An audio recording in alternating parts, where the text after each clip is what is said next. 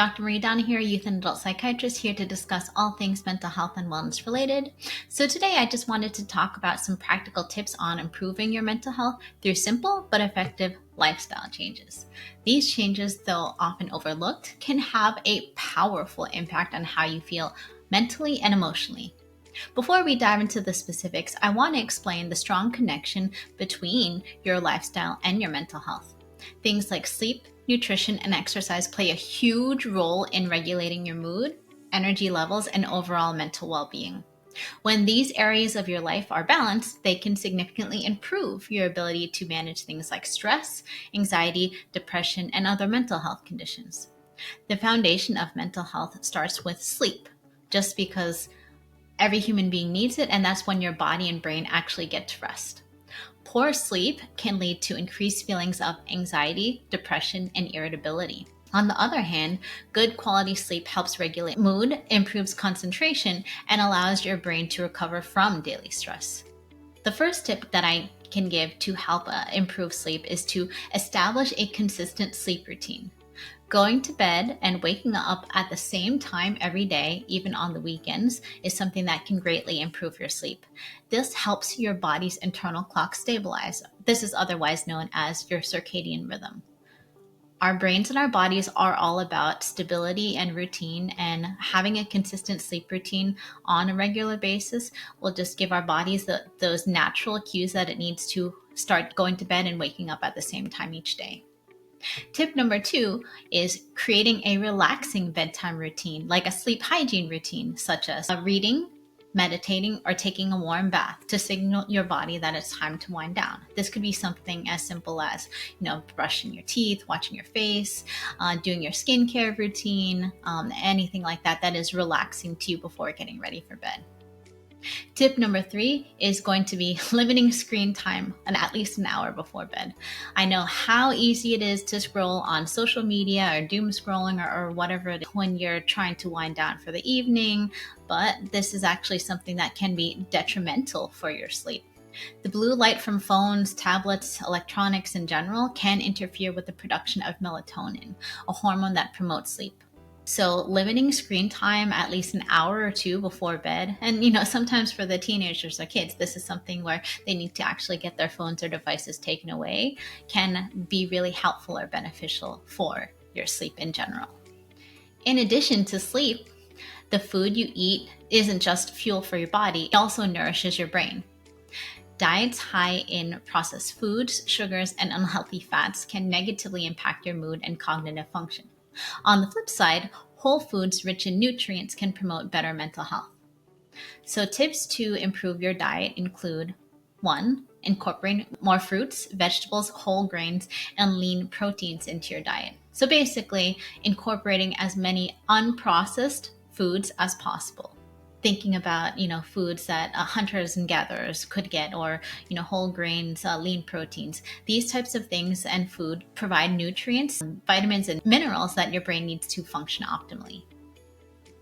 Tip number 2, omega-3 fatty acids found in fish like salmon and in flax seeds, walnuts are particularly beneficial for brain health. They have been shown to help reduce symptoms of depression and anxiety. If you're not able to have those foods, it could be something to take into consideration, as a dietary supplement. Tip number 3 for nutrition would be to stay hydrated. It's not uncommon that I hear people tell me that they haven't drank water all day, that they're forgetting, etc. So dehydration can really lead to fatigue and affecting your mood. So making sure that you're drinking enough water throughout the day is of vital importance. Also, just remembering to eat in general. I know that people's lives are busy and sometimes they might forget or, things like that. But I think that if you have a plan when it's come to eating, whether it is, preparing the weekend before, like meal prepping, or having easy go-to foods that are ready to heat up for dinner if you've had a long day. These are things like, in terms of preparation for food and nutrition, making healthier choices that much better or easier. A third way that you can improve your mental health for free is by exercise and physical activity. Exercise is often referred to as nature's antidepressant, and for a good reason. Physical activity releases endorphins, which are chemicals in the brain that act as natural painkillers and mood elevators. Regular exercise can also help reduce anxiety and improve sleep. And I'm going to be honest, exercise is hard for most, if not all people, and it's something that I talk about in my practice all the time. If exercise was so easy, everyone would do it and it wouldn't be a problem, and there wouldn't be so many coaches and exercise programs, etc., etc. But you can start from anywhere, and getting in some physical activity is always going to be better than none. So going from being a novice exerciser to someone who exercises on a regular basis, this is where, assessing your baseline status on the amount of physical activity you're doing and then increasing from there can be helpful or beneficial for you. You can do something as simple as aiming for at least 30 minutes of moderate exercise 3 to 5 days of the week, or most days of the week. And this could include anything: walking, cycling, swimming, dancing, anything that you enjoy, YouTube videos on exercise, whatever. But at least 30 minutes, 5 days a week, 150 minutes a week is what is actually recommended to improve your physical and mental health. Is just a way to get started in engaging in physical activity. Tip number 2, when you're starting physical activity, including several types, such as cardiovascular physical activity along with strength training. While cardiovascular physical activity can help with stress relief, strength training can improve focus and self-esteem, and it helps with bone strengthening and longevity. Tip number 3, if you're starting out, don't feel like you need to do it all at once. Start with a small, manageable workout and build from there. Consistency is more important than intensity when it comes to reaping mental health benefits. Exercise, as I'd mentioned before, is nature's antidepressant. So it releases endorphins, but there's actually studies that show that it can actually increase the release of serotonin as well, which is what a lot of the psychotropic medications that are used for depression and anxiety are actually trying to target. In addition to physical changes, mental relaxation and mindful practices are equally important. Stress is a major contributor to poor mental health, so finding ways to relax and clear your mind can be incredibly beneficial. So tip number 1 would be to practice mindfulness meditation. This involves focusing on the present moment without judgment. Research has shown that even 10 minutes a day of mindfulness can reduce symptoms of anxiety and depression.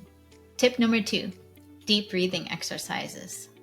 These can help reduce immediate stress. Try inhaling slowly for a count of 4, holding your breath for a count of 4, and then exhaling for a count of 4. Repeat this cycle until you feel calmer. I will also call this box breathing. So if you can find a box in the room anywhere that you are, it's going to be easy to remember this breathing exercise, just because each side of the box will represent how you should be breathing. So if you're looking at a box in a clockwise fashion, the top of the box going from left to right would be breathing in for 4 seconds, like 1, 2, 3, 4. Top right of the box, the bottom right of the box would be just holding your breath for 4 seconds. So 1, 2, 3, 4, 1, 2, 3, 4. And then the bottom left of the box would be exhaling for a count of 4. So 1, 2, 3, 4, holding it. 1, 2, 3, 4, exhaling. 1, 2, 3, 4. And then the fourth part of the box, which is the bottom left to the top right, is just doing nothing and then repeating the cycle over and over again. It's pretty simple, but I would say box breathing is a great way to recommend when you're trying to use breathing to be something that help calm you down. Tip number 3, engaging in activities that help you relax, whether it's yoga, journaling, reading, or spending time in nature. These activities give your brain a break from the constant stimulation of daily life. Humans are social creatures, and having supportive relationships is crucial to mental well-being. Social isolation can worsen feelings like depression and anxiety, so staying connected is essential. So what are some tips for engaging in more socialization in your life? Tip number 1, making time for meaningful connections with friends and family. Even a short phone call or video chat can help improve your mood or provide emotional support. Tip number 2, if you struggle to find a social circle, Consider joining community groups, clubs, or online forums where you can meet like minded individuals. Finding a group that shares your interests can lead to valuable friendships, and this could be anything: a hobby, a book, a sport, anything at all you're interested in. There are going to be support groups or communities out there who are interested in the same thing. Tip number 3: be mindful of the quality of your social connections.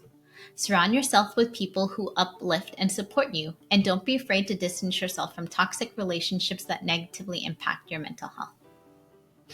Thank you so much for watching this video, and if you found this information helpful, please like, subscribe, and hit that notification bell so you don't miss out on our future content. I'm Dr. Marie Donna, and I look forward to continuing this journey with you as we explore more topics related to mental health.